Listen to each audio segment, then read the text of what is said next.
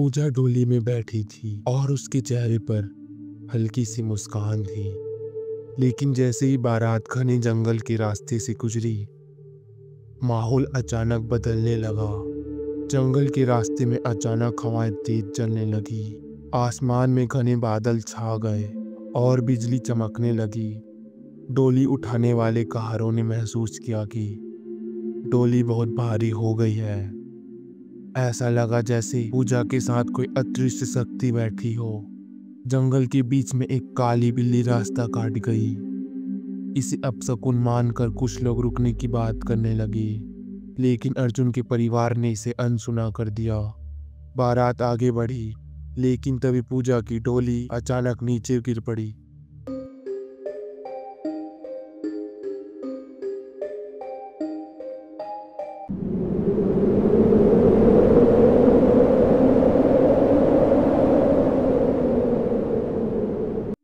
यह कहानी एक सुदूर बसे गांव की है, जो घने जंगलों और पहाड़ियों के बीच बसा था। गांव शांतिपूर्ण था, लेकिन रहस्यमय भी।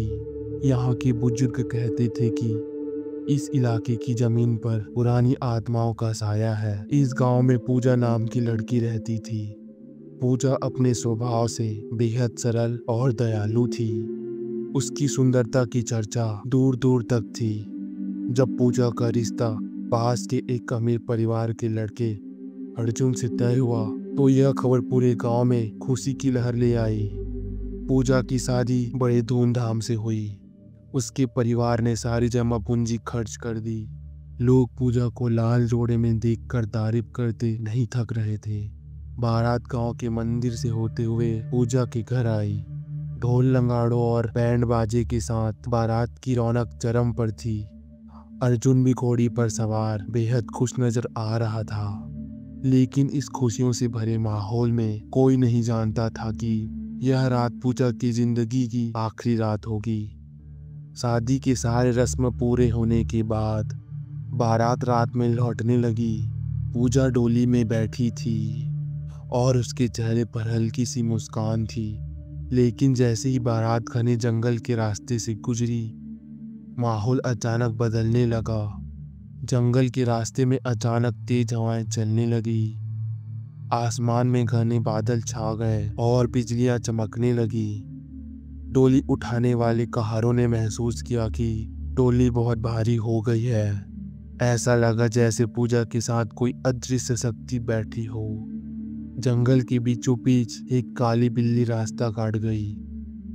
इसे अपशकुन मानकर कुछ लोग रुकने की बात करने लगे, लेकिन अर्जुन के परिवार ने इसे अनसुना कर दिया और बारात आगे बढ़ने लगी। लेकिन तभी पूजा की डोली अचानक नीचे गिर पड़ी। जब लोग दौड़कर पूजा की डोली के पास पहुंचे, तो उन्होंने देखा कि पूजा अचेत थी। कोई समझ नहीं पा रहा था कि उसे क्या हुआ है। अर्जुन और बाकी परिवार घबरा गए। डॉक्टर को बुलाने की कोशिश की गई, लेकिन पूजा की सांसें थम चुकी थी। पूजा की मौत ने पूरे गांव को शोक में डाल दिया। लोग इस बात को समझ नहीं पा रहे थे कि एक खुशहाल शादी अचानक मातम में कैसे बदल गई। पूजा का अंतिम संस्कार गांव के शमशान घाट में किया गया, लेकिन उसके बाद से गांव में अजीब घटनाएं होने लगी।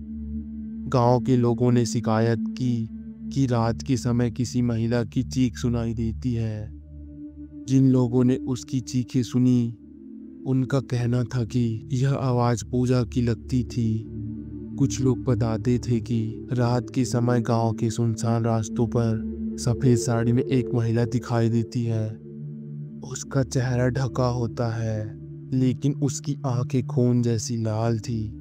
जो लोग पूजा की बारात में शामिल थे, वे सपने में पूजा को देखते और उनसे सवाल करती, मुझे वहाँ क्यों छोड़ा, मुझे न्याय दिलाओ। अर्जुन, जो कभी हंसमुख और खुशमिजाज था, अब डरा और सहमा रहने लगा। वो रातों को ठीक से सो नहीं पाता था। अर्जुन ने महसूस किया कि कोई अदृश्य शक्ति हमेशा उसके आसपास है। कई बार उसने पूजा की आवाज़ सुनी, जो उसे पुकार रही थी। एक रात अर्जुन को महसूस हुआ कि कोई उसके कमरे में है। उसने पलट कर देखा तो सफेद साड़ी में पूजा खड़ी थी। उसकी आंखें गुस्से से जल रही थी। उसने अर्जुन से कहा, तुम जानते हो मेरी मौत क्यों हुई है, लेकिन फिर भी तुम चुप हो। मैं तब तक तुम्हें चैन से नहीं रहने दूंगी जब तक मुझे न्याय नहीं मिलेगा। डर के मारे अर्जुन ने अपनी माँ को सब कुछ बताया। अर्जुन की माँ ने स्वीकार किया कि पूजा की मौत कोई दुर्घटना नहीं थी। अर्जुन के पिता और अन्य परिवार के सदस्यों ने दहेज के लालच में उसे जहर दिया था। पूजा का परिवार उसकी मौत स्वीकार कर चुकी थी, लेकिन अर्जुन जानता था कि यह रहस्य हमेशा के लिए दबा नहीं रह सकता।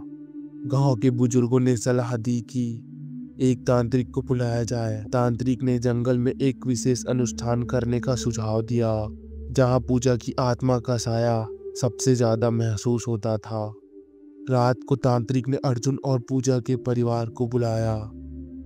अनुष्ठान शुरू होते ही हवाएं तेज चलने लगी। चारों ओर अजीब अजीब आवाजें आने लगी।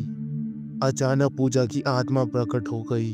वह गुस्से में तांत्रिक की ओर बढ़ी और चिल्लाई, इन्हें सजा दो, ये मेरे कातिल हैं। तांत्रिक ने पूजा की आत्मा से कहा कि अब उसका न्याय जरूर होगा। अर्जुन ने पुलिस के सामने जाकर अपने परिवार के खिलाफ गवाही दी। उसके पिता और परिवार के अन्य सदस्यों को सजा मिली। पूजा के परिवार ने जब यह खबर सुनी तो उनकी आंखों में राहत के आंसू आ गए। कुछ महीनों बाद गांव में अजीब घटनाएं फिर से होने लगी। गांव के एक बुजुर्ग जो पूजा की बारात में शामिल थे, उनकी रहस्यमय तरीके से मौत हो गई। उनकी लाश एक पुराने कुएं के पास मिली। उनके चेहरे पर डर के गहरे निशान थे। उनकी आंखें चौड़ी खुली हुई थी, जैसे मरने से पहले उन्होंने कुछ भयानक देखा हो।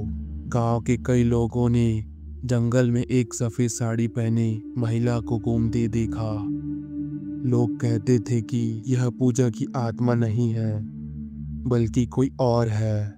कुछ का कहना था कि पूजा के साथ अन्याय करने वालों की आत्माएं अभी भी जिंदा है, जिसकी वजह से पूजा की आत्मा अभी भटक रही है। अर्जुन ने फिर से अजीब सपने देखने शुरू कर दिए। सपनों में वह पूजा को पुकारते हुए देखता, लेकिन पूजा उसे कभी जवाब नहीं देती। एक रात पूजा ने अर्जुन को सपने में कहा, तुम्हारा काम अभी खत्म नहीं हुआ है। मेरे साथ अन्याय करने वालों का बदला तुम्हें लेना होगा।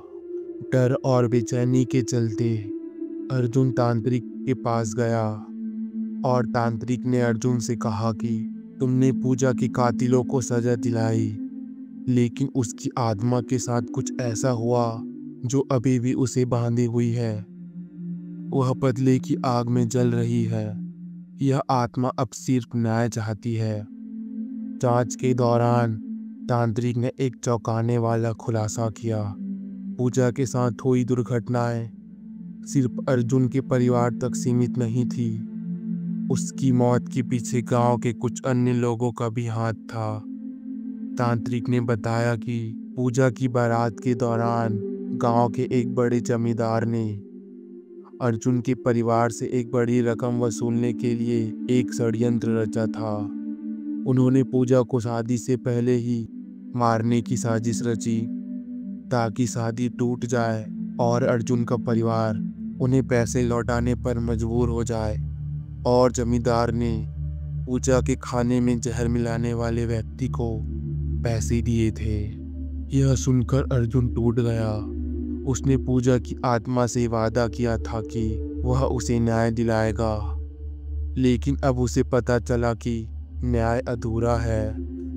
तांत्रिक ने अर्जुन को बताया कि उसे पूजा की आत्मा को पूरी तरह मुक्त करने के लिए उन सभी को सजा दिलानी होगी जिसका उसकी मौत में हाथ था। लेकिन यह इतना आसान नहीं था। जमींदार गांव का सबसे ताकतवर व्यक्ति था। अर्जुन ने जमींदार के खिलाफ सबूत इकट्ठा करना शुरू किया।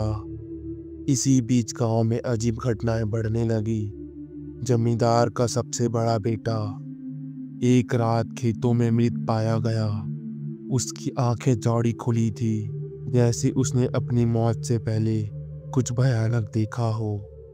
जमींदार के नौकरों ने शिकायत की कि रात को किसी महिला की हंसी सुनाई देती है। अर्जुन को दिन में भी अपने घर में पूजा की आवाज सुनाई दी। तुमने शुरुआत कर दी है, अब इसे खत्म भी करो। अर्जुन ने गांव वालों को इकट्ठा किया और जमींदारों के खिलाफ सच्चाई उजागर की।